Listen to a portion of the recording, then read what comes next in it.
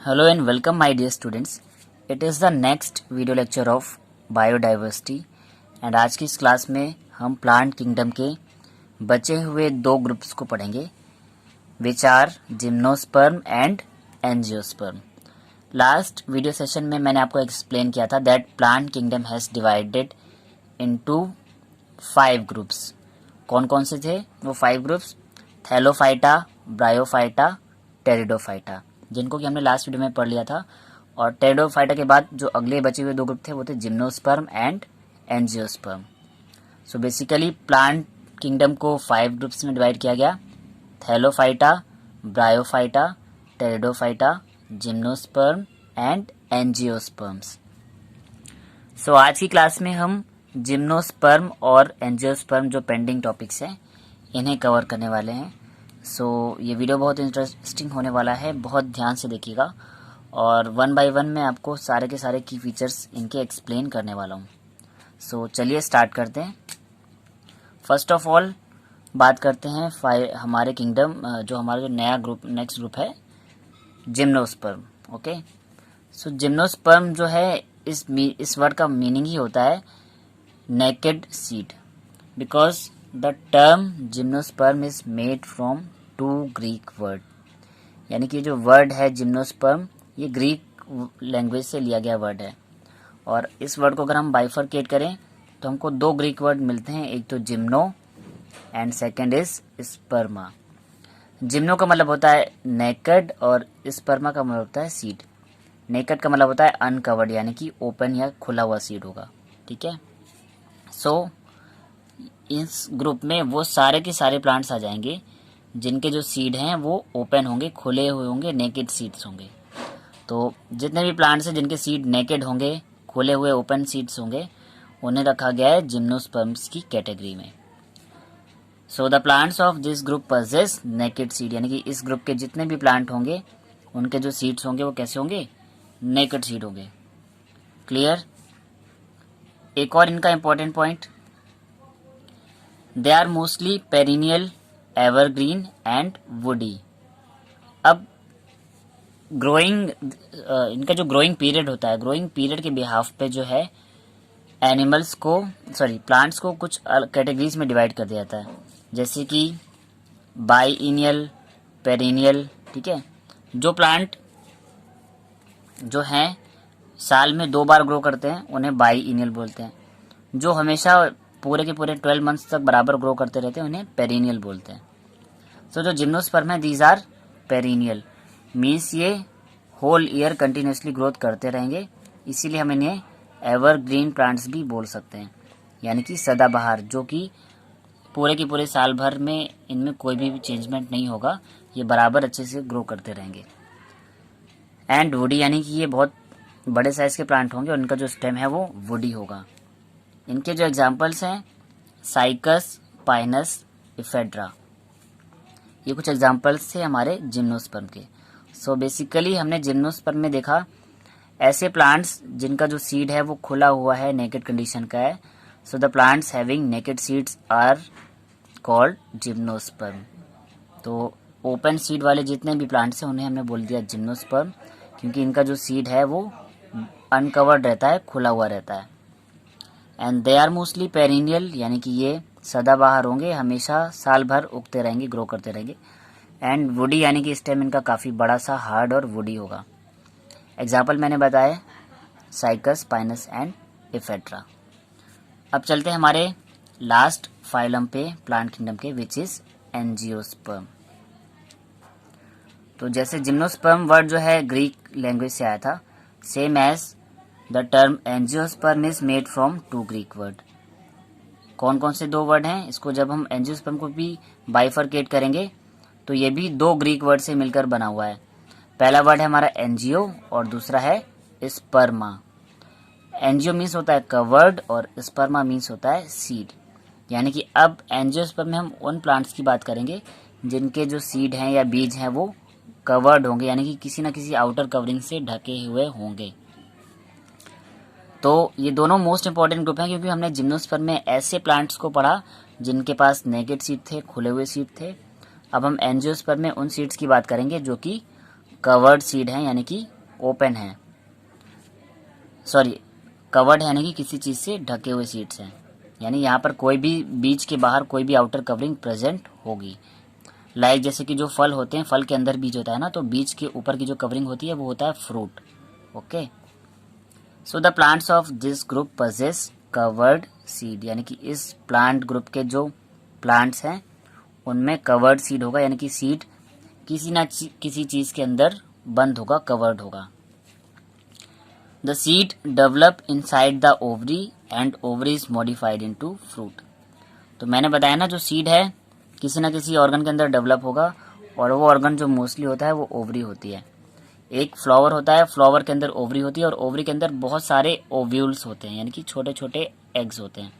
और वही ओव्यूल्स जो हैं जर्मिनेट करने के बाद जब पॉलिनेशन हो जाता है, तो पॉलिनेशन के बाद वो ओव्यूल जो हैं वो सीड में बदल जाते हैं, और ओव्यूल कन्वर्ट हो जाएंगे सीड में, और ओव्यूल्स के बाहर जो बड़ी सी ओवरी थी वो बना लेती है फ्रूट।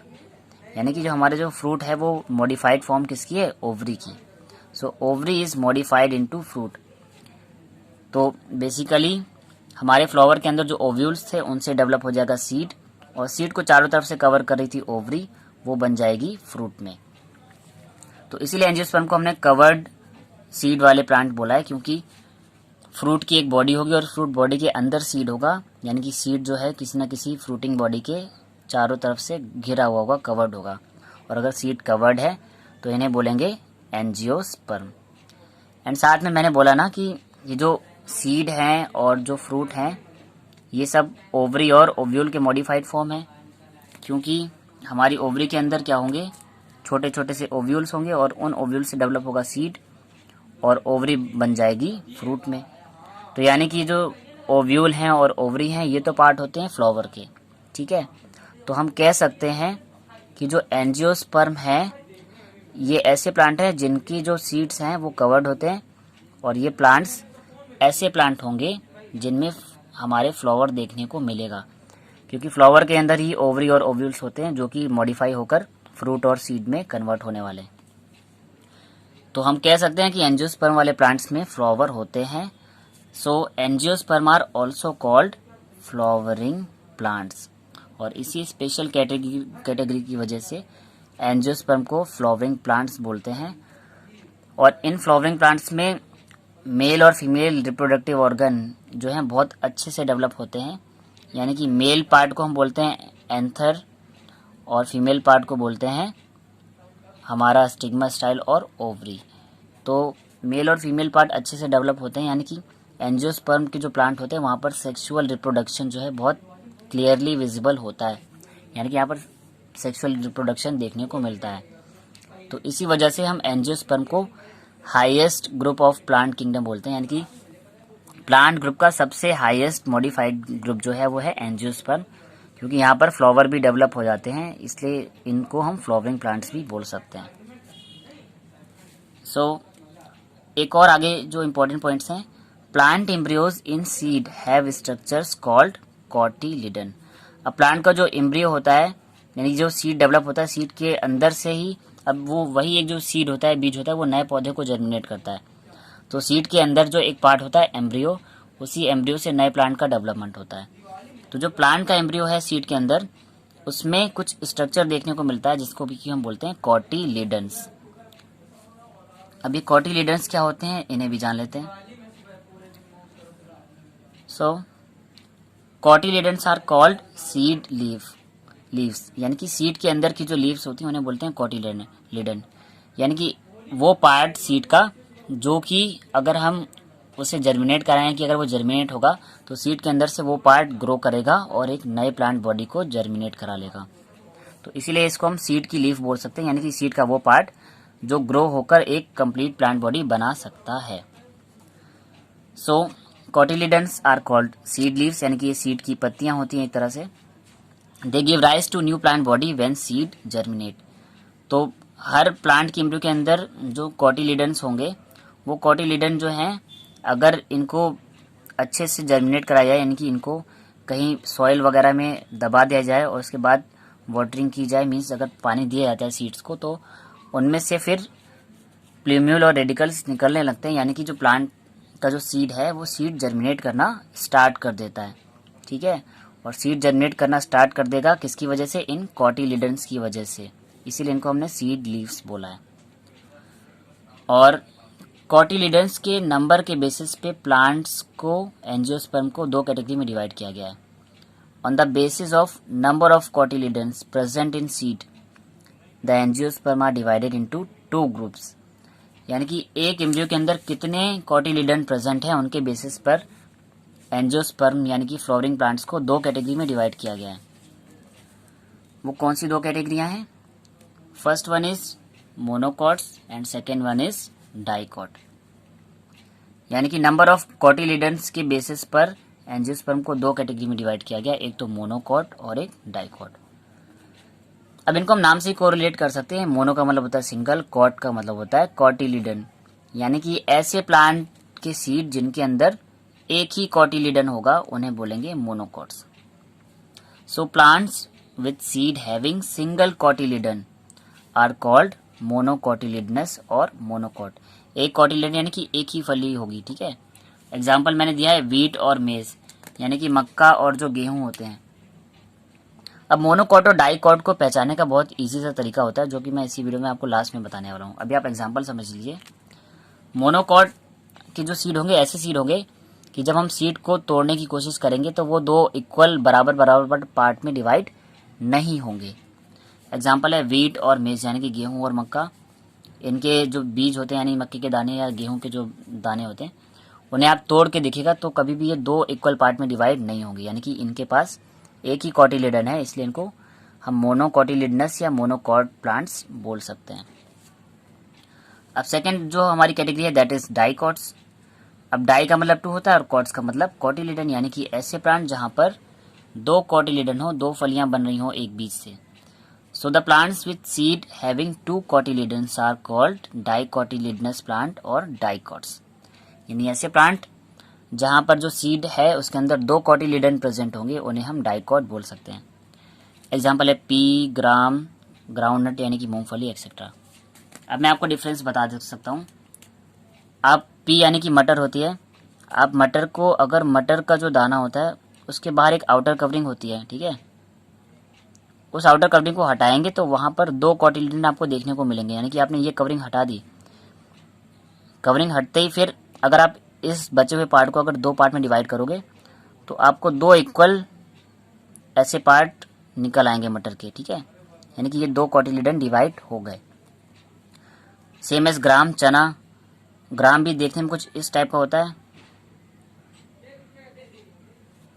जब ग्राम को भी हम उसका जो सीड कोट है हटा देते हैं, उसके बाद वो भी दो इक्वल हाफ में डिवाइड हो सकता है, यानी कि एक पार्ट इधर निकल आता है हाफ और एक पार्ट इस तरह से इधर हाफ निकल आता है।